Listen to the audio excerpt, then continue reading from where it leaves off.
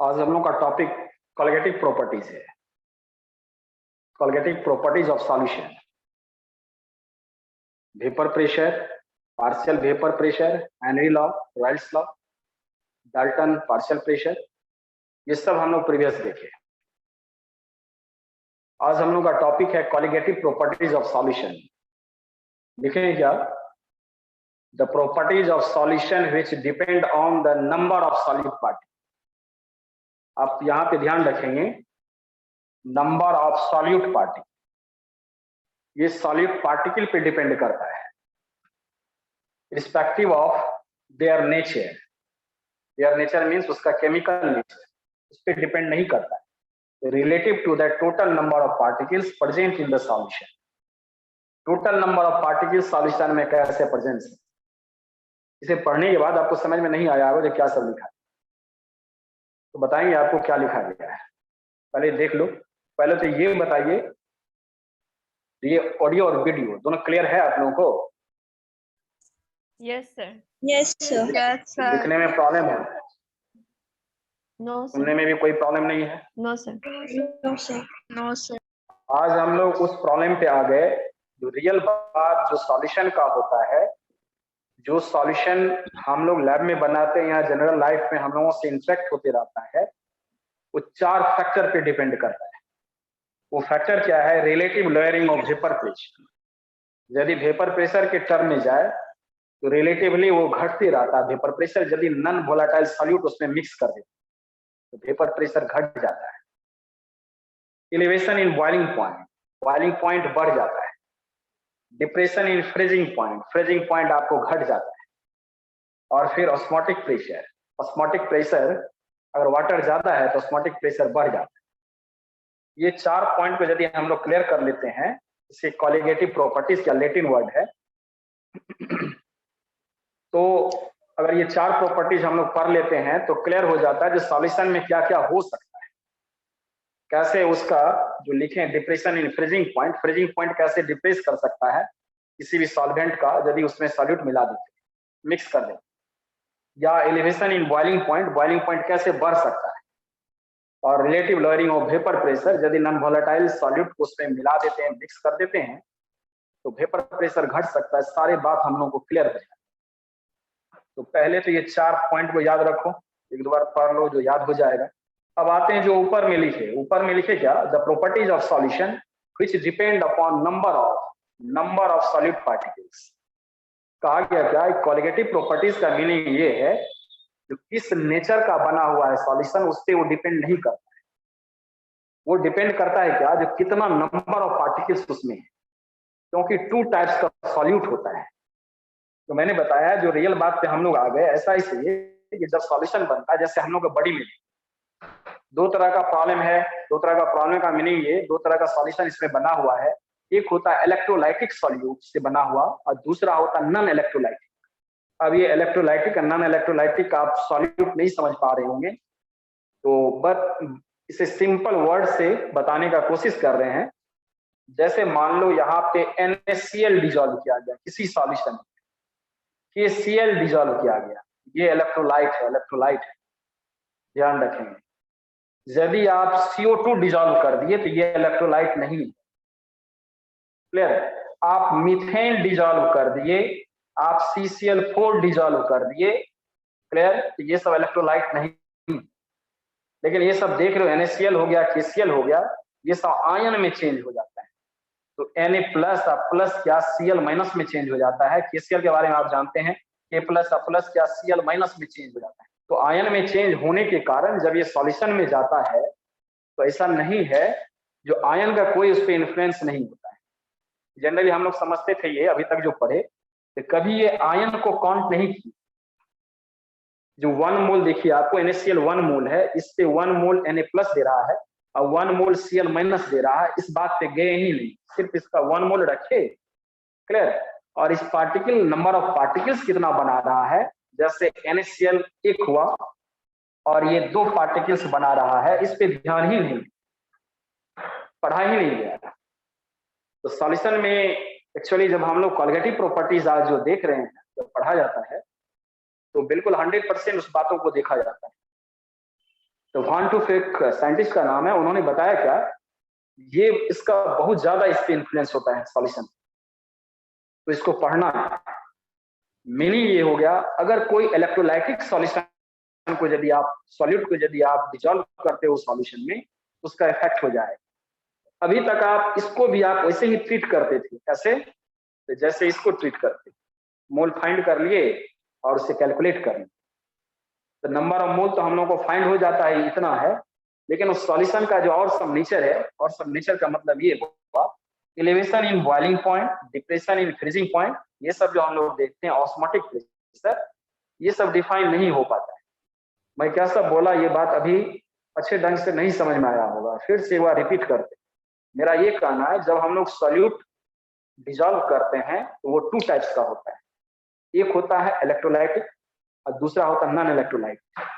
जब आप CO2 वगैरह जैसे ये सब दिखाए आपको, यूनिवर्स में ज्यादातर आपको क्या होता है, नॉन इलेक्ट्रोलाइटिक ही होता है, लेकिन कुछ इलेक्ट्रोलाइटिक भी है, NaCl, KCl हो गया, सोडियम सल्फेट हो गया, एल्युमिनियम सल्फेट हो गया, पोटेशियम सल्फेट हो गया, क्लोराइड हो गया, ढेर सारा आपको जो आयनिक बॉन्ड के द्वारा आपको बॉन्डेड होता है, उसे इलेक्ट्रोलाइट कहते हैं। तो जब वो इलेक्ट्रोलाइट सॉल्यूशन में जाता है तो वो टूट जाता है, आयंस में टूट जाता है, उसका इफेक्ट होता है, और वो इफेक्ट को अभी तक हम लोग कभी काउंट नहीं किए। यही पॉइंट है आज। हम लोग ये चीज नहीं देखे जो जो गया सॉल्यूशन में, तो इलेक्ट्रोलाइट है या नॉन इलेक्ट्रोलाइट है, इस वर्ड का कभी यूज ही नहीं किया गया, यानी प्रीवियस जो हम लोग देखे।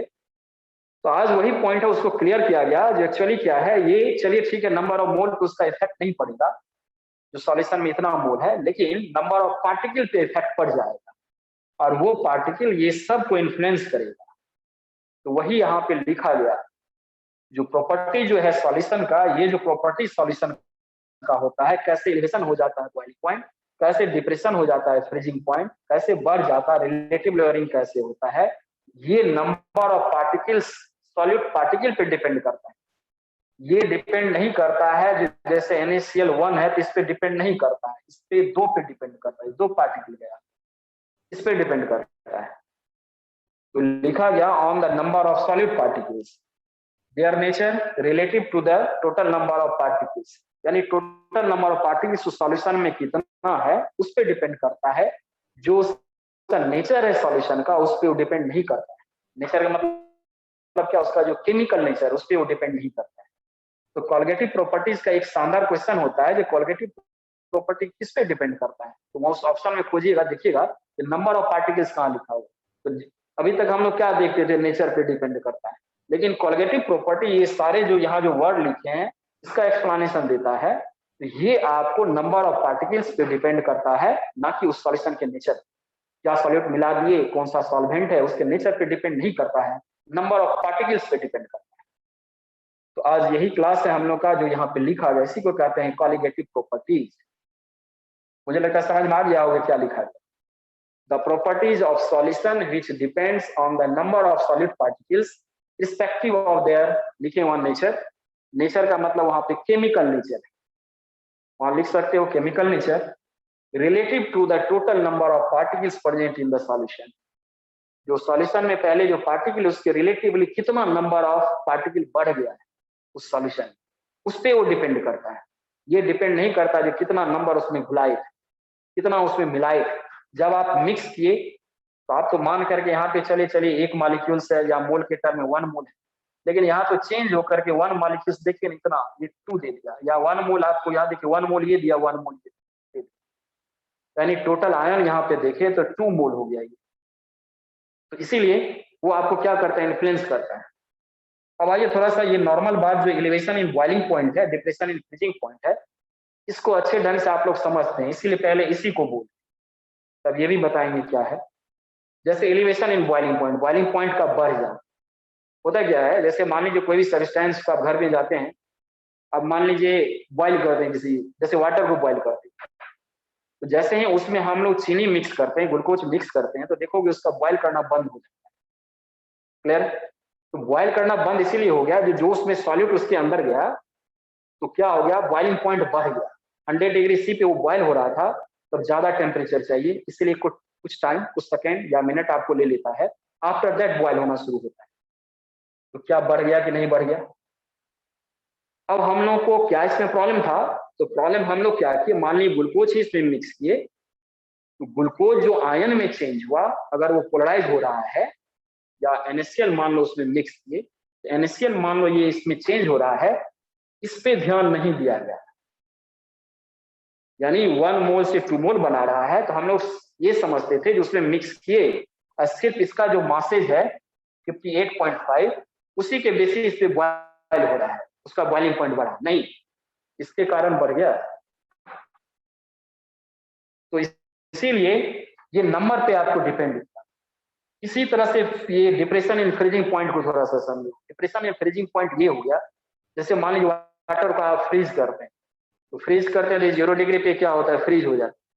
उसमें तुम ग्लूकोज मिला दो या NaCl मिला दो, NaCl मिक्स कर दो, फिर उससे 0 डिग्री पे रखो, वो आपको फ्रीज नहीं करेगा, 0 से माइनस पे जाना पड़ेगा। अगर वो 0 डिग्री पे मान लीजिए आपको फ्रीज हो रहा है, तो -1 जाना पड़ेगा, -2 जाना पड़ेगा, -3 जाना पड़ेगा, क्वांटिटी पे डिपेंड करेगा जो कितना क्वांटिटी आप सॉल्यूशन यूज कर रहे हो। तो क्या ये डिप्रेशन नहीं हो गया? 0 डिग्री पे वाटर आपका फ्रीज हो जाएगा, लेकिन ये माइनस में जाएगा, और इसी को हम लोग कहते हैं डिप्रेशन इन फ्रीजिंग पॉइंट। यहाँ भी एक वर्ड छोड़ दिया गया, क्या छोड़ दिया गया? तो सिर्फ देखा क्या गया जो NaCl है उस सॉल्यूशन में, इसीलिए वो आपको माइनस में जा रहा है।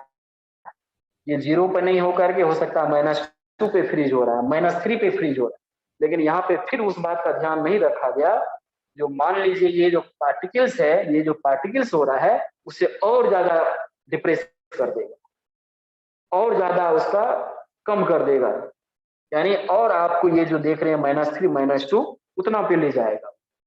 अगर मान लीजिए यहाँ पे NaCl की जगह पे मान लीजिए आप ग्लूकोज C6H12O6 आप डिजोल्व किए, दोनों का मोल सेम है, तो मोल सेम है तो ये जो है मान लो आपको -2 पे फ्रीज हो रहा है, तो NaCl का भी मोल सेम है, यानी मोलैरिटी सेम है, ये आपको -2 पे नहीं होगा। क्यों? ये 2 आयन दे रहा है। तो इस बात का जो एक्सप्लेनेशन है हम लोग छोड़ लिए, प्रीवियस नहीं पढ़े, ध्यान ही नहीं दिया गया, तो सॉल्यूशन में पढ़ने के लिए इसी बात को है, जो आयंस में चेंज हो जाता है, जो इलेक्ट्रोलाइट है जब सॉल्यूशन में जाता है तो आयंस में चेंज हो जाता है, और आयंस में चेंज हो जाता है तो नंबर ऑफ पार्टिकल्स उसे कहते हैं, वो काफी इन्फ्लुएंस करता है, बहुत सारे प्रॉपर्टीज को इधर उधर कर देता है, चेंज कर देता है, अल्टर कर देता है। वो कौन सा प्रॉपर्टीज है? Relative lowering of vapour pressure, elevation in boiling point, depression in freezing point, osmotic pressure, ये सारे का जो कैलकुलेशन होना चाहिए था, जो डिजॉल्व की उसके बेसिस पे वो नहीं होता है, नंबर ऑफ पार्टिकल्स पे होता है, इसी को कहा जाता है कोलिगेटिव प्रॉपर्टी। मैंने कहा इसका मीनिंग क्लियर करना, मीनिंग क्लियर हो जाता है तो फिर तो हो ही जाता है, उसमें कोई दम नहीं रहता। तो क्लियर कर दिया आपको क्या पढ़ना है हमने, नंबर ऑफ पार्टिकल्स कैसे इसमें चला जाता है, कैसे आपको relative lowering of vapour pressure, elevation in boiling point और ज्यादा हो जाता है इलेक्ट्रोलाइट के लिए, नॉन इलेक्ट्रोलाइट के लिए जो रहता है मोलैरिटी सेम रहेगा, बार बार बोल रहे हैं, और ज्यादा बढ़ जाता है, नंबर ऑफ पार्टिकल पे डिपेंड करता है, वो देखोगे। इसी तरह से ये भी और ये भी। तो क्लियर हो गया? इतना लिखे आपको, फर्स्ट नंबर लिखते हैं। थोड़ा बहुत अगर समझ में नहीं भी आया होगा तो इस तरह भी बनाएंगे ना, अब 1 to hoop फ्रैक्चर पढ़ाएंगे, 1 to फ्रैक्चर, इसे आई से डिनोट किया है, वो जब पढ़ाएंगे तो जितना अभी बोले वो 100% आपका ऑब्जर्वेशन हो जाए, तो क्या बोला जा रहा है, क्या कहा जा रहा है। तो चलिए इन नंबर लिखते हैं, relative lowering of vapour pressure.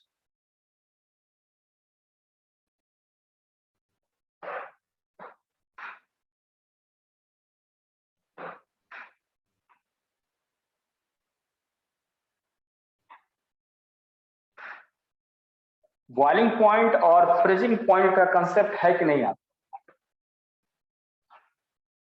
कोई सब्सटेंस मिक्स कर देते हो तो बॉइलिंग पॉइंट बढ़ जाता है, मास बढ़ने से बॉइलिंग पॉइंट बढ़ जाता है, मास घटाने से बॉइलिंग पॉइंट घट जाता है, ये सब ध्यान रखोगे।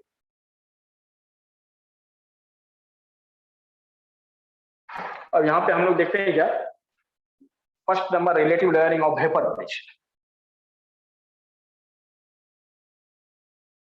एक ए नंबर, फिर से लिखते हैं रिलेटिव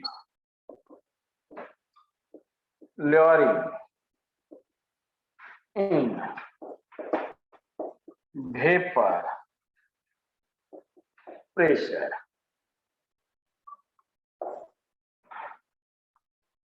आप लोगों से क्वेश्चन ये है, प्रीवियस ऐसे बताए भी थे आप लोग, इससे पहले बना लेते हैं उसके बाद आपसे कुछ।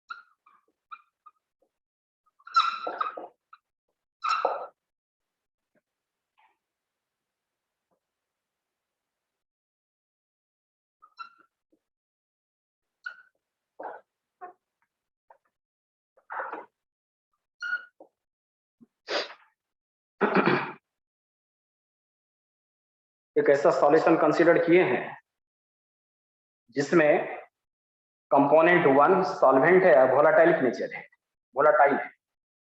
दूसरा इसमें नॉन वोलाटाइल, ये जो देख रहे हैं ये नॉन वोलाटाइल सॉल्यूट और नॉन इलेक्ट्रोलाइट सॉल्यूट इसमें ऐड कर दिए। तो ऐड कर दिए तो यदि ये वोलाटाइल रहता तो देखिए सब आपको क्या होता, अभी बनाना नहीं, ये थोड़ा सा इरेज करेंगे। आपको प्रीवियस ये सिखाए, ये जितना भी आपको था, दोनों कंपोनेंट आपको वोलाटाइल था, तो दोनों का वेपर फेज था। यदि यहाँ पे नॉन वोलाटाइल सॉल्यूट लिखे, नॉन इलेक्ट्रोलाइट सीखे, ऐसा नॉन इलेक्ट्रोलाइट का मीनिंग अभी मैंने बताया, जो आयन में चेंज नहीं होगा उसी को नॉन वोलाटाइल, नॉन वोलाटाइल भी हो वो यानी उड़नशील नहीं हो, और नॉन इलेक्ट्रोलाइट हो, तो क्या होगा जब ये सरफेस पे जाएगा तो इसका क्या होगा, ये नेचर नहीं होगा। यहां से देखो हटा दिए, एक फिगर नहीं बनाना पड़ा, इसे लिख करके इरेज किए। ऐसा इसलिए हुआ, ये वेपर फेज में जाएगा ही नहीं। और ये जो देख रहे हो, ये जो ब्लैक वाला दिखा रहे हैं कंपोनेंट फर्स्ट, ये वोलाटाइल है और ये सॉल्वेंट है। इसमें मिक्स किए नॉन वोलाटाइल सॉल्यूट, जिसे नॉन इलेक्ट्रोलाइट भी कह रहे हैं, non electrolyte, non electrolyte, non volatile. ऐसा जरूरत नहीं है जो नॉन इलेक्ट्रोलाइट जो है वोलाटाइलिक नेचर नहीं होता है, लेकिन यहाँ पे कंसीडर कर रहे हैं हम लोग जो नॉन इलेक्ट्रोलाइट है, नॉन वोलाटाइल भी। तो ध्यान से देखो, तो नॉन इलेक्ट्रोलाइट का मीनिंग ये हुआ जो आयंस में चेंज नहीं होगा, इस सॉल्यूशन में जाएगा। और नॉन वोलाटाइल का मीनिंग ये हुआ जो वेपर फेज में नहीं जाएगा, बना करके रेज कर। जब ऐसा होगा तो इसका मीनिंग ये हुआ, यहां से ये भी, यहां से क्या होगा, ऐसा इसलिए कि जो एक और फिगर बनाना पड़ता, समय चला जाता है। तो देखो यहां से हटा दी, अब ये क्लियर कर दिया आपको, बना करके हटाए तो क्लियर हुआ होगा जो ये वेपर फेज में नहीं जाएगा, क्योंकि इसमें ऐड किया गया है नॉन वोलाटाइल और नॉन इलेक्ट्रोलाइट। यहां से देखो सबको हटा दिए, सिर्फ जो वोलाटाइल है वही सिर्फ वेपर फेज में गया, अब प्रॉब्लम नहीं है। अब जो यहाँ लिखे हैं, जो बोले अभी आपको, उसको यहाँ पे कंसीडर कर लेते हैं और देखते हैं कैसे relative lowering of vapour pressure हो जाता है। तो चलिए अब ये बनाइए, ये लिखिए, अब यहाँ लिख रहे हैं, इसको भी लिखिएगा।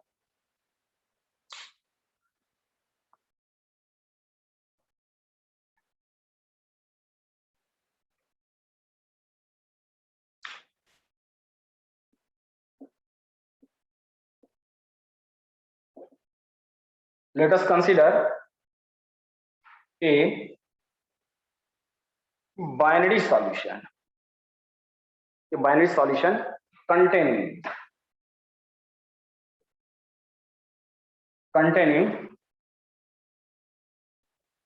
non-volatile or non-electrolyte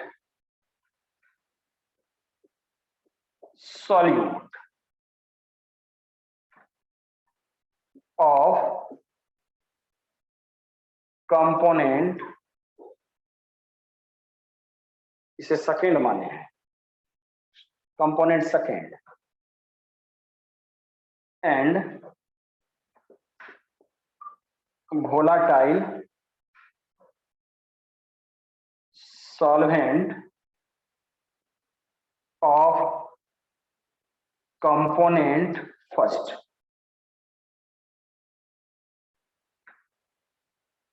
Then according to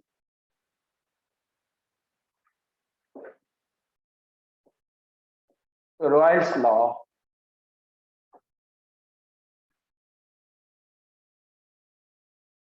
देखो परेशानी नहीं होनी चाहिए, जैसे नॉन वोलाटाइल इसमें ए लिखिए तो सरफेस पे तो वो भी आएगा, तो जो वेपर फेज था उसको घटा दिया, तो कितना घटाया उसी से हम लोग आज जो फाइंड करने जा रहे हैं रिलेटिव लेयरिंग ऑफ कितना घटे। यदि non volatile non electrolyte solute उसमें मिक्स हुआ किसी सॉल्यूशन में या सॉल्वेंट में, तो सॉल्वेंट अगर रहता तो यहाँ भी होता, यहाँ भी होता, यहाँ भी होता, प्योर अगर रहता, ये मिक्स होने से ये इसके सरफेस पे आया, और इसका जो वेपर प्रेशर है उसे डिक्रीज कर दिया, तो रिलेटिवली कितना डिक्रीज किया, उसी को हम लोग कहते हैं रिलेटिव डिप्रेशन है, relative lowering of vapour pressure. तो यहाँ पे वही लिखे, let us consider a binary solution containing non volatile, देखो यहाँ पे वर्ड जो लिखे नॉन वोलेटाइल और नॉन इलेक्ट्रोलाइट, क्लियर है, सॉल्यूट ऑफ कंपोनेंट सेकंड देखो ये बड़ा वाला जो दिखा रहे हैं ब्लू में, ठीक है, ये कंपोनेंट फर्स्ट है जो क्या है वोलेटाइल नेचर है।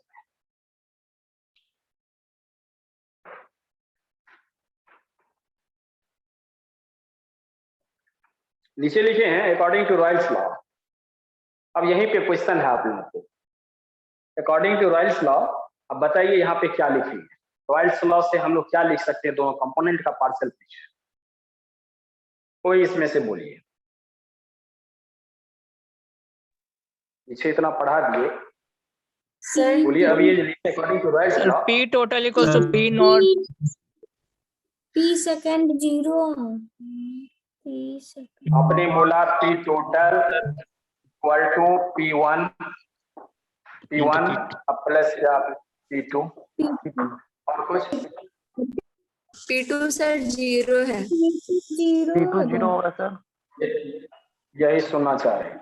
P तो total P total equal to हुआ P1 प्लस कंपाउंड हो 0। जाएगा। ये सब बना नहीं लिए थे, तो एक बात बताइए, ये सब बना नहीं लिए थे, हम दो बनाना नहीं चाह रहे थे फिगर, तो बना करके इरेज किए, पहले बना लिए थे आप लोग क्या ऐसे दिखा दिए थे? Yes sir. yes sir yes sir. जब हम बोलते हैं ना जो हो गया आप बनाइए, तो तब ना बनाए, साथ साथ बनाने नहीं बोले थे। अब होता नहीं, इतना नहीं फिगर मुझे लिखना पड़ रहा, अब स्मार्ट बोर्ड का जो ठीक है रहता तो इतना देर में कितना पढ़ा पढ़ेंगे, सब व्यवस्था हो जाएगा। तो क्या है ना, जो जैसे मान लीजिए यहाँ पे ये जो है, ये लिख करके इरेज करने का मतलब वो लिख देते हैं, जब ये फिगर बना के दिखाते लगता है ज्यादा समझना, नहीं तो ऐसे लगता है थोड़ा सा कम समझना, इसलिए बना करके इरेज कर दिए। देखो ये वेपर फेज में नहीं जाए, सिर्फ ये जाएगा। आपका ऑब्जर्वेशन सही हुआ, ये 0 होगा, ये P1, तो P1 ये पार्शियल प्रेशर है, तो P टोटल आप फाइंड कर लिए।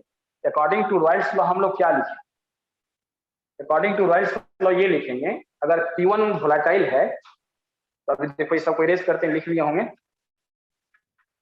P1 आपको वोलेटाइलिक नेचर है, सॉल्वेंट है, वेपर फेज में जाता है, अकॉर्डिंग टू रॉयल्स लॉ इसका तो होगा, तो डायरेक्टिव प्रोपोर्शनल किसका होगा, x1 यस ऑफ कंपोनेंट और P1 इक्वल टू आप लिख सकते हैं P1 नॉट मल्टीपल क्या x1, यस ऑलरेडी पहले से पता है।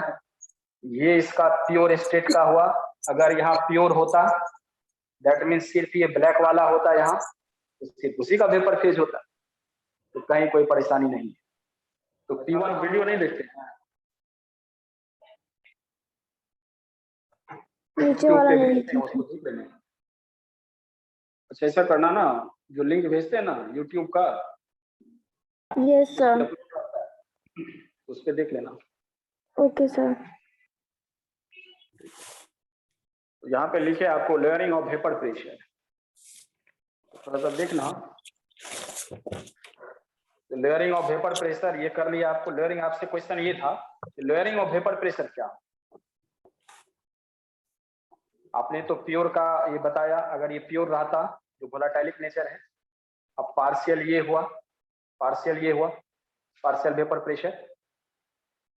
तो क्वेश्चन ये है जो लेयरिंग ऑफ वेपर प्रेशर क्या, लेयरिंग मतलब कितना घट गया,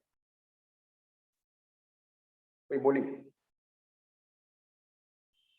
कितना घट गया सर। कितना प्योर घट P गया का total मतलब minus P1 P total same minus ही P1 होगा sir not minus sir P1 होगा। P1.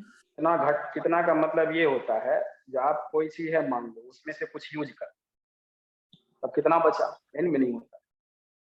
यस तो घटा मान लीजिए 10 है, उसमें 2 आप यूज कर लिए, तो 10 में से 2 गया, कितना बचा, 8 बचा। आ गया लेयरिंग ऑफ वेपर प्रेशर, मतलब क्या, वेपर प्रेशर कितना घट, sir vapour pressure of pure component partial pressure. पहले इनिशियल था, अब जितना घटा, जो पार्शियल वेपर प्रेशर अभी जो दिख रहा है, अभी जो पार्शियल प्रेशर दिख रहा है उसको घटाएंगे तो हम लोग को वो मिल जाएगा। जैसे 10 में से 2 घटाए तो 8 मिला, तो 10 में से 8 घटाओगे तो 2 नहीं मिलेगा।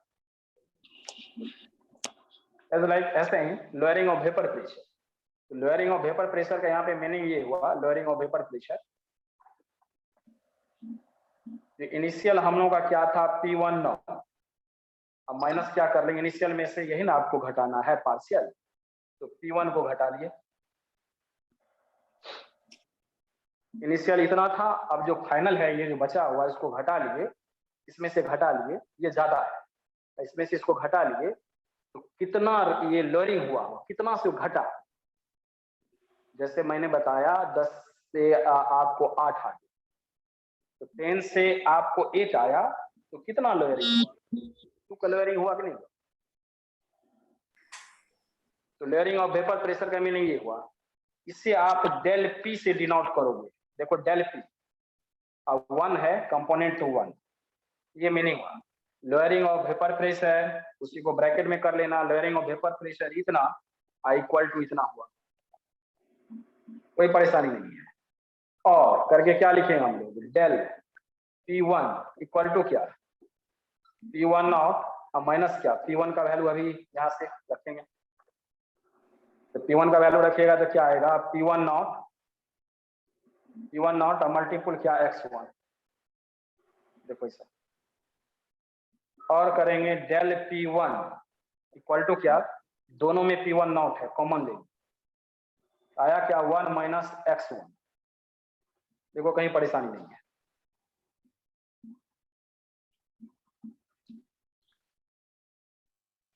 लिखिए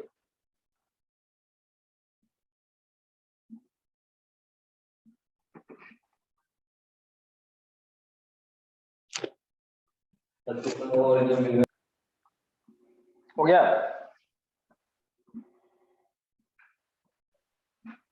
No, sir. नीचे वाला ऊपर हो गया होगा। Yes, sir. ऊपर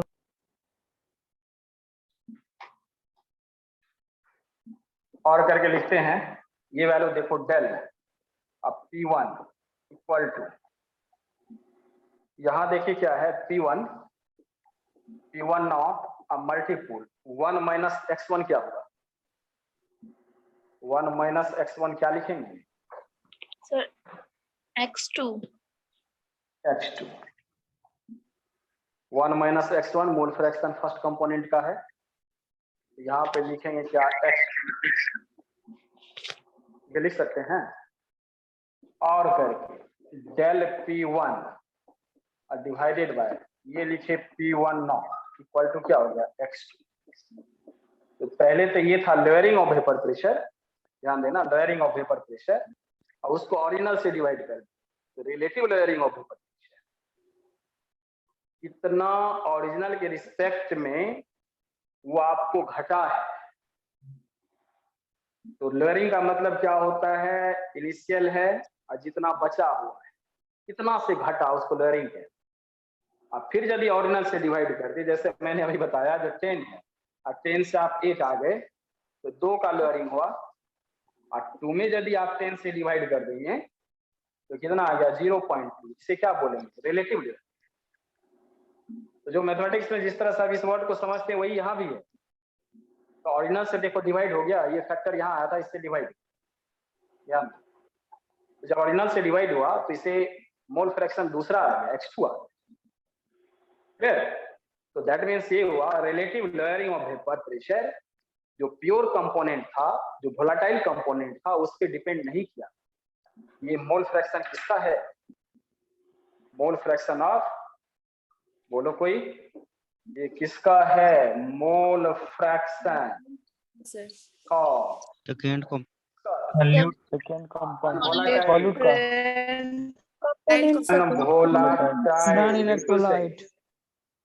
नॉन वोलाटाइल सॉल्यूट का है या नॉन इलेक्ट्रोलाइट सॉल्यूट का है, वो एक में लिख दिए हैं तो समझ में आ जाएगा। नॉन वोलाटाइल लिख दिए, कोई नॉन इलेक्ट्रोलाइट हुआ। तो देखो ना, relative lowering of vapour pressure उसके मोल फ्रैक्शन पे डिपेंड नहीं किया, इसके मोल फ्रैक्शन पे, जो जिसके कारण वो वेपर प्रेशर डिक्रीज हो रहा था उस पे डिपेंड, जिसके कारण अपने कारण से उसके मोल फ्रैक्शन पे डिपेंड नहीं किया, यानी सॉल्यूट पे डिपेंड किया। ये फार्मूला आ गया, हम लोग ऐसी से प्रॉब्लम बनाएंगे। लिखिए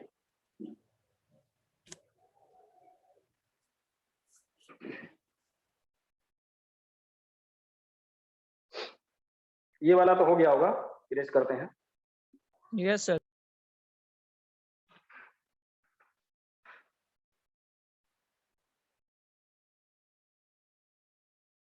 थोड़ा सा और इसको बढ़ा देते हैं आगे, प्रॉब्लम बनाने में इजी होगा। इसका वैल्यू रखते हैं, ये वैल्यू दिया हुआ था अभी जो हम लोग लिखे थे, वो वैल्यू ये था P1 नॉट, देखो P1 नॉट और माइनस क्या P1 था, और डिवाइडेड बाई ये ओरिजिनल, ये ऑलरेडी यहाँ है, देखो यहाँ इसका वैल्यू यहाँ रखें, इक्वल टू क्या हुआ x2, यही फॉर्मूला। अब x2 का भी वैल्यू हम लोग रखेंगे। अब फॉर डाइल्यूट सॉल्यूशन के लिए एक को इग्नोर करेंगे, तो देखते हैं।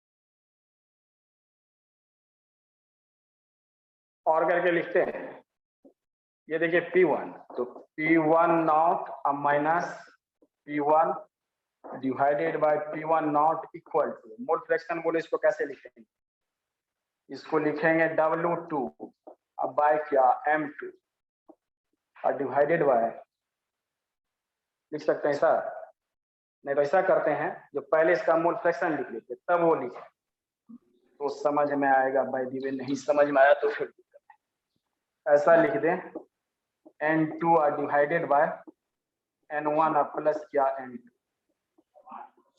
एक ही बार लिखना चाह रहे थे, ये तो प्रॉब्लम नहीं है, number of mole of second और टोटल से डिवाइड कर दिए मोल फ्रैक्शन। नीचे लिखेंगे इफ N2 किसका है, नंबर ऑफ मोल सॉल्यूट का, नॉन वोलेटाइल सॉल्यूट का, for less than N1 for dilute solution, bracket में लिखेंगे फॉर डाइल्यूट सॉल्यूशन, लिख सकते हैं सर, ये जो लिखे क्लियर हुआ,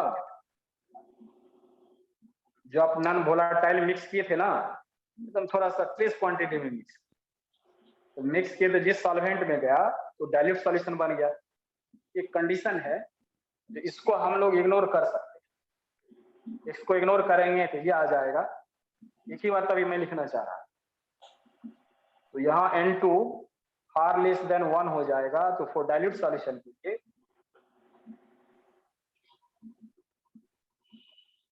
और करके हम लोग लिख सकते हैं P1 not minus P1 divided by P1 not equal to, अब बोलो क्या लिख सकते हैं, N2 डिवाइडेड बाय N1, देखो ऐसा, इसको इग्नोर कर दिए, एक कंडीशन है डाइल्यूट सॉल्यूशन, ठीक है। अब इतना बराबर क्या लिख सकते हो, वही लिखने जा रहे थे, N2 इक्वल टू क्या लिख सकते हो, W2 अब बाय क्या बोलिए M2 molecular mass, given weight molecular mass, इसका भी गिवन वेट, तो W1 अब बाय क्या M1, ये मोल है, मोल फ्रैक्शन का ये मोल है, सेकेंड का कंपोनेंट का है, ये फर्स्ट कंपोनेंट का है। और करके अब जो फार्मूला बना वो फार्मूला देखो ऐसा, P1 नॉट माइनस क्या P1 divided by P1 not equal to, इसे भी हटा देते हैं, इसको रख, आया क्या W2 डिवाइडेड बाय, को इग्नोर कर क्योंकि सर नहीं समझ में। अच्छा बताते हैं, हम मल्टीपोल, इसीलिए तो हम कभी लिख रहे थे डायरेक्ट उसको हटा दें, तो फिर यहाँ क्या किया आपको W1 M1 ऊपर गया, पहले फार्मूला लिखो, यहाँ देखो W2M2 वही लिखे W2M2 और W1 ये कहाँ जाएगा, ऊपर जाएगा, तो W1M1 ये फॉर्मूला हुआ जिससे हम लोगों को प्रॉब्लम बनेगा। रिलेटिव ये क्या हुआ, lowering of vapour pressure. Original का ये था, अब यहाँ से देखो पर अब बताते हैं कि ओरिजिनल का ये था, जब उसमें नॉन वोलेटाइल मिलाए तो पार्शियल ये है, दोनों को घटाएं तो ये हुआ lowering of vapour pressure, original से डिवाइड कर दिए तो रिलेटिव लोअरिंग ऑफ वेपर। ये डिपेंड किया था x2 पे और x2 का एक्सप्लेनेशन लाए ये। अब इसमें खोजोगे W2 क्या हुआ, तो weight of second component, molecular mass of second component, weight of first component, given weight जो रहता है मोल फाइंड करने, अब molecular mass of first component वो लिख देते हैं यहाँ। अब प्रॉब्लम आपको ये समझ में नहीं आया ये इसको क्यों इग्नोर किए, ये कैसे इग्नोर हो। तो आप देखिए शुभम, मैं ये कह रहा जैसे मान लो कोई सॉल्यूशन है, तो मान लो अभी जो तुम वहां पे वोलेटाइल लिए थे और इसमें मिक्स किए थे, इसमें मिक्स किए थे क्या, नॉन वोलेटाइल, ये काफी ट्रेस क्वांटिटी में, ट्रेस या ट्रेस से थोड़ा सा, ट्रेस तो बहुत कम हो गया, चलो थोड़ा सा ज्यादा, मतलब इतना क्वांटिटी में हो उसे हम लोग इग्नोर कर सकते हैं। उसका कंसंट्रेशन को यहाँ पे देखिए, आपको इग्नोर कर सकते हैं, बहुत ही कम इसमें मिक्स किया गया। जैसे आपको 10 ग्राम आप मिक्स कर दिए तो ज्यादा, और 0.01 ग्राम आप मिक्स कर दिए तो ट्रेस क्वांटिटी नहीं होता, ट्रेस तो बहुत ज्यादा हो जाता, सॉरी ट्रेस नहीं बोलना चाहिए, ट्रेस में तो आपको 10 to the power -6 -5 ऐसे हो जाता है, ये हो गया 0.1 ग्राम। देखिए तो जब ये इसमें आप मिक्स किए, जब इससे आप इसमें मिक्स किए तो क्या प्रॉब्लम क्रिएट हुआ, इसमें प्रॉब्लम ये हुआ जो इसका मोल बहुत ही कम होगा, तो मोल यदि बहुत ही कम होगा उसे हम लोग कहते हैं डाइल्यूट सॉल्यूशन। इसमें सिर्फ एक ही सॉल्वेंट ही होगा और जो इसमें मिक्स किया उसका मोल बहुत कम है, तो उस कंडीशन में ये लिखा जाता है, इसको इग्नोर कर दिया जाता है। म्यूट कर लो, आवाज आ रहा है। तो क्लियर हो गया हम लोग का क्या, जो ये जो लिख रहे हैं यहाँ जो लिखे, तो ये सेकेंड जो है फार लेस देन 1 लिखे, इसका मोल बहुत ही कम होगा इससे, तो ये कंडीशन हुआ तो इसको इग्नोर कर, तो N2/N1 होगा। बोलिए आया समझ में? Yes sir.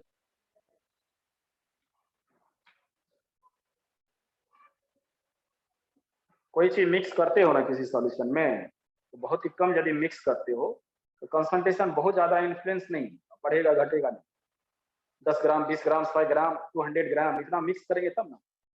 तो कम यदि सॉल्यूट है तो इसका मतलब क्या हुआ, डाइल्यूट सॉल्यूशन हो, सिंपल वे में समझो ना, डाइल्यूट सॉल्यूशन। और डाइल्यूट सॉल्यूशन हो गया तो क्या हो गया, हम लोग इसे इग्नोर कर सकते,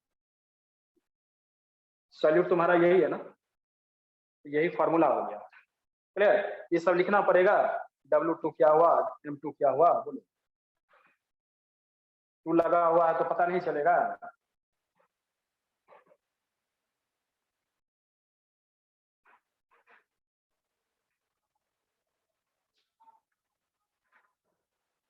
या नीचे वेयर करके लिखिएगा, लिख ही देते वेयर W2 इक्वल टू कहा जाएगा गिवन वेट, यानी weight of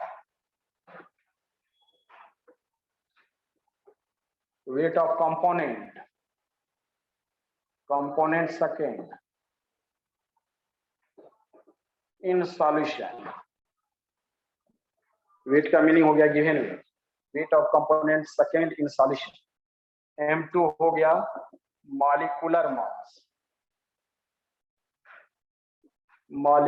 mass of component second in solution. इसी तरह से W ही पहले लिख देते हैं, W1 equal to weight of component first in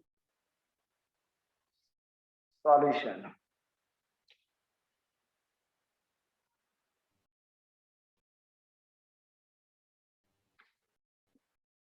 और यहाँ पे एम फर्स्ट ना, molecular mass of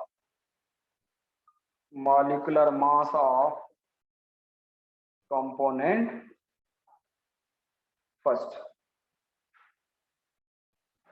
first in solution, यानी कंपोनेंट फर्स्ट। तो क्लियर हो गया, यही है relative lowering of vapour pressure. देखो तो याद हुआ, प्रॉब्लम देंगे। आप रेडी है प्रॉब्लम करने के लिए? कट गया क्या?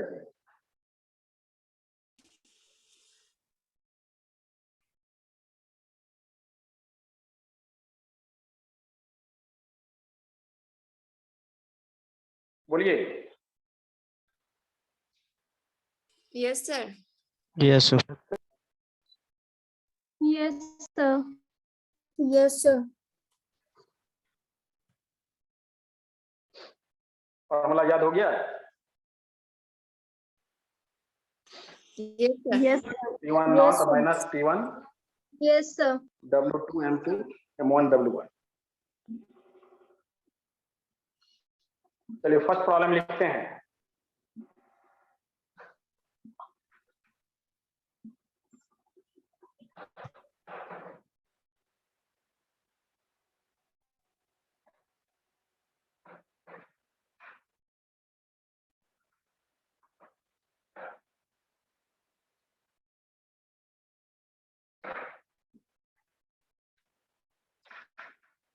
क्वेश्चन करके लिखो।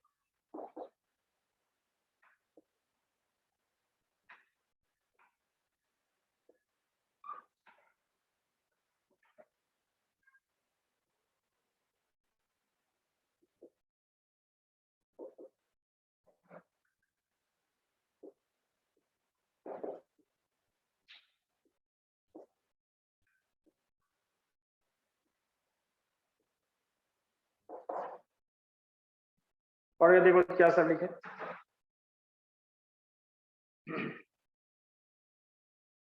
देखिए, the vapour pressure of benzene at a certain temperature is 0.850 bar. Benzene का प्योर का दिया हुआ है इतना बार,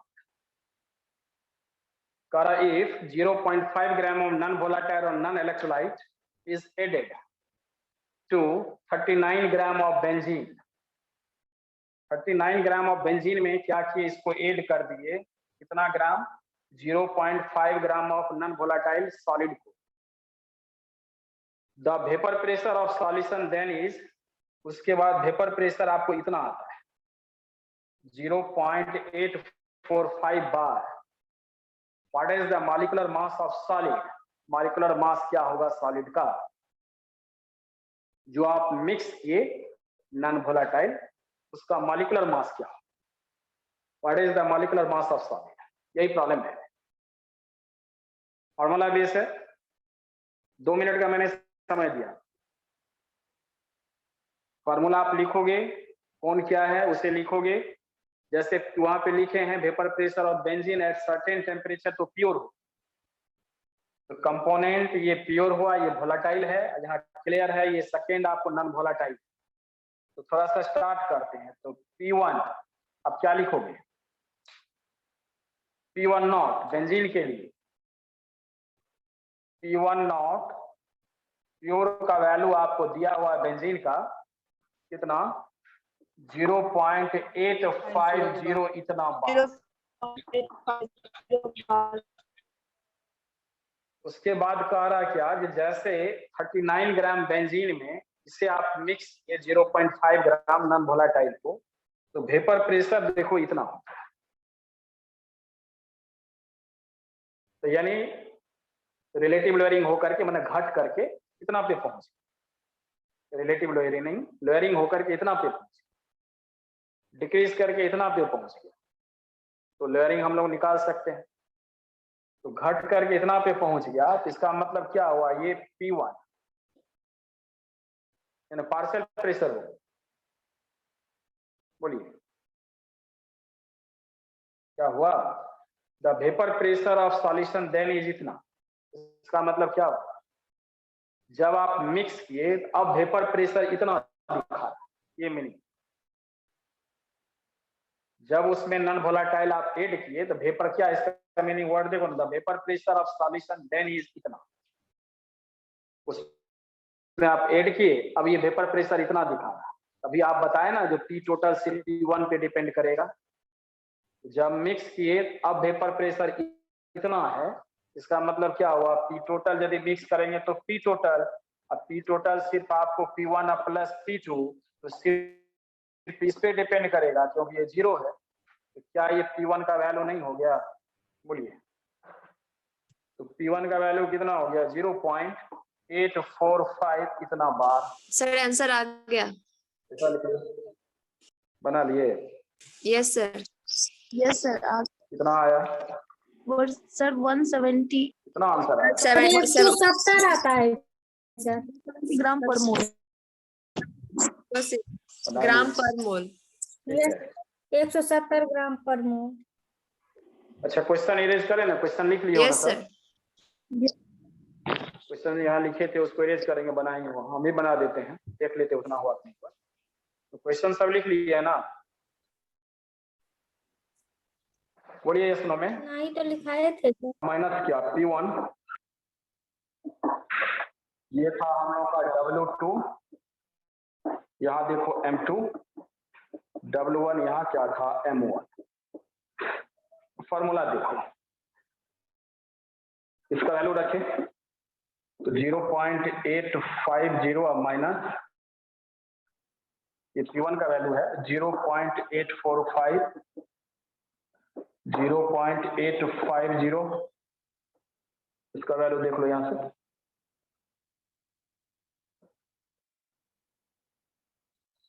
इक्वल टू W2 क्या हुआ, W2 हुआ नॉन वोलाटाइल के लिए, और W1 था किसके लिए,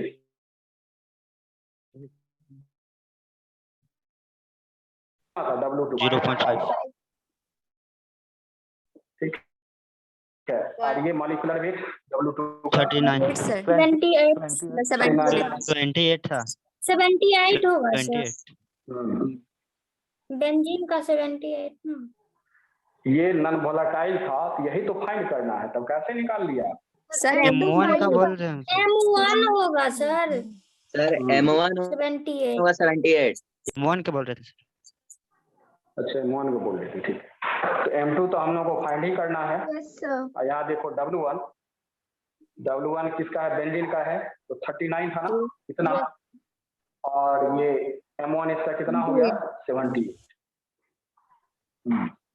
यहाँ से कटा 2 और यहाँ से आप माइनस किए, ठीक है। तो M2 का वैल्यू आप लोग कितना 85। फाइंड कर लिए, बोलो देखो। 170.01 ग्राम पर मोल। 170 एग्जैक्टली आ गया ना। Yes, अभी sir. कर लोगे, Yes. इसमें से हटा देंगे हम लोग। हाँ ठीक, इतना ग्राम, ये जरूर लिखेंगे, इतना ग्राम पर मोल। मॉलिक्यूलर मास को हम लोग ऐसे डिनोट करते हैं। तो प्रॉब्लम में देखो कोई दम नहीं है, पर थ्योरी को ध्यान से रखेंगे, ध्यान से समझेंगे क्या लिखे, क्या आप बोलने का कोशिश किए, क्या समझाने का कोशिश किया, आपको उस पर ध्यान देना है। तो ऑलरेडी प्रॉब्लम आपको बनेगा ही। अब आज इतना ही रहने देते हैं, ठीक है। नेक्स्ट क्लास में जो सेकेंड है, थर्ड है, यानी इसके बाद हम लोग को पढ़ना है elevation in boiling point. Boiling point कैसे बढ़ जाता है, डिप्रेशन इन फ्रीजिंग पॉइंट। आज इतना ही रहने देते हैं, आप इसे देखेंगे एक बार, बनाइए अच्छे ढंग से। और जो थ्योरी आपको किए तो जो अपलोड करते हैं वहां भी देखिए, यूट्यूब पे भी देख लीजिए। जो बोलते हैं तो वहां पे भी आपको समझ में आएगा, कोई वर्ड छूट गया तो उसको वहां पे समझ लीजिए, क्लियर, वहां भी देख लीजिए, ठीक है। आज रहने देते हैं इतना, क्या और पढ़ना है बोला, एक दो रहने दीजिए प्रॉब्लम सर। आपको please। इतना रहने दीजिए आज, क्लियर। आया Okay, समझ sir. में? क्या और कुछ पूछना है ओके बोलो? Sir, thank you sir. मैं आया समझ में? Yes sir. Yes sir. चलिए ओके।